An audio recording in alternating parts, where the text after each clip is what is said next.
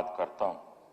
मुझसे पहले नारी वंदन पर सबने कहा, मेरे बोलने में, मेरे अधिकार क्षेत्र में तो ये सब नहीं है, लेकिन हमारे जो सबसे बड़ी बात मैं आपसे कहना चाहता हूं, जिस दिन हरियाणा के अंदर हमारे देश के प्रधानमंत्री जी ने, माननीय नरेंद्र मोदी साहब ने, और हमारे प्रांत के माननीय मुख्यमंत्री उस समय मौजी मनोहर लाल जी ने बेटी पढ़ाओ बेटी बचाओ को जो अभियान स्टार्ट किया, उसके बाद आप सोच सकते हैं कि जब बेटी का जन्म होता है, पहले बेटी के जन्म के ऊपर जो उसके दादा दादी या उस लड़की के पिता, उनका चेहरा बड़ा मायूस हो जाता था।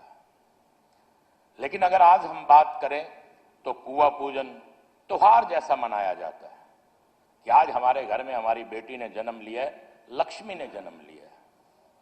यह बड़ा सोचने का विषय है। कोई भी विषय अगर ऐसा होता है तो उसमें सरकार की बहुत बड़ी अहम भूमिका होती है। आज तक जितनी भी सरकारें आई, इस विषय पर किसी ने सोचने का काम नहीं किया। अगर किसी ने सोचने का काम किया तो हमारे देश के प्रधानमंत्री और भारतीय जनता पार्टी ने इस विषय पर सोचने का काम किया कि किस प्रकार से हमारी बच्चियों को आगे बढ़ाया जाए।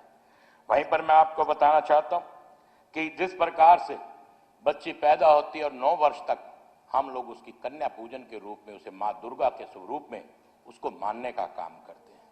आप कल्पना कर देखिए, लिंगानुपात की कमी के कारण उस समय हमें पूजा के लिए कन्याएं भी नहीं मिलती थी।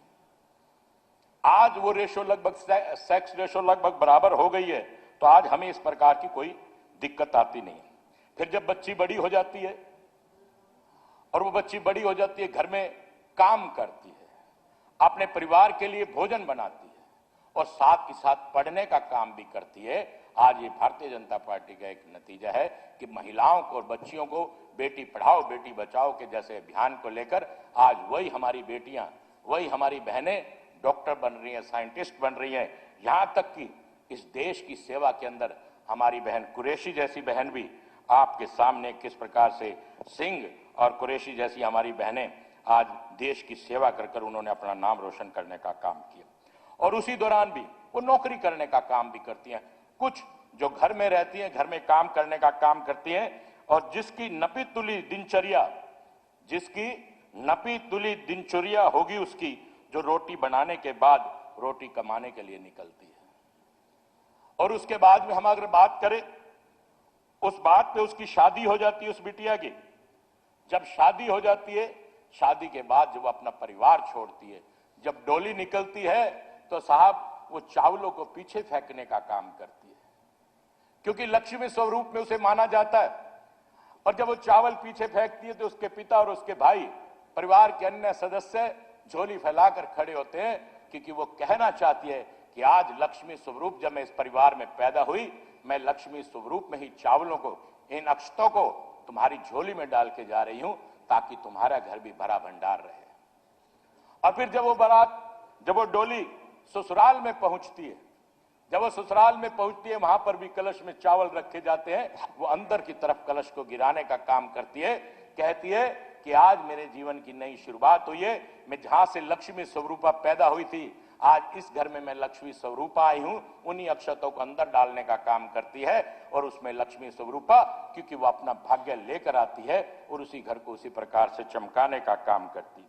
यहां तक कि अगर हम बात करें कि इतना लंबा सफर तय करने के बाद फिर वो बच्चे होते हैं, उसी प्रकार से वो सिस्टम चलता है। और जब उसको मरने की तारीख, कहते हैं कि अगर औरत को मरने की तारीख मालूम होती तो वो 4 रोटियां बनाकर इस दुनिया से जाती है। इतनी सोच, इतनी चिंता वो करने का काम करती है।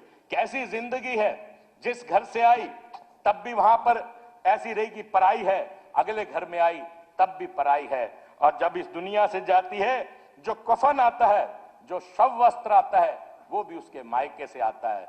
भोजन बनता है तो वो भी उसके मायके से दिया जाता है। देखिए किस प्रकार से वो इस दुनिया से चली जाती है। इस बारे में सोच करने का काम किसी ने नहीं किया कि उसको एक अच्छी तरह से रखा जाए। हमारे देश के प्रधानमंत्री माननीय नरेंद्र मोदी साहब ने इस विषय पर पूरा चिंतन किया और महिलाओं को सशक्तिकरण और महिलाओं को ताकत देने के लिए ये काम करने का काम किया।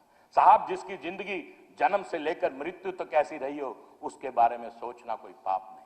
मैं ये कहना चाहूंगा, इससे ज्यादा अच्छी सोच कोई हो नहीं सकती। यहां तक कि अगर आप कल्पना कर देखिए, जब भगवान ब्रह्मा विष्णु महेश इन लोगों को भी लगा कि हम महिषासुर जैसे राक्षस का वध नहीं कर सकते, तो भी उन्होंने कहा कि देवी का अवतार होगा तब इन राक्षसों का वध होगा। तो हमारे यहां पर इतना महिला शक्ति का, इस दुर्गा को इतनी पावर दी गई है। मैं धन्यवाद करना चाहूंगा हमारे देश के प्रधानमंत्री जी का, जिन्होंने इस बारे में सोचा, और इन शब्दों के साथ मैं अपनी वाणी को भी विराम देता हूं। और मैं धन्यवाद करना चाहूंगा हमारे देश के प्रधानमंत्री जी का, हमारे प्रांत के माननीय मुख्यमंत्री नायब सैनी जी का, जिन्होंने इस पे पूरा मंथन किया। और विपक्ष की हालत तो आपके सामने है कि मैं ही विपक्ष में बैठा हुआ नजर आता हूं। तो इन्हीं शब्दों के साथ मैं अपनी वाणी को भी विराम देता हूं। बहुत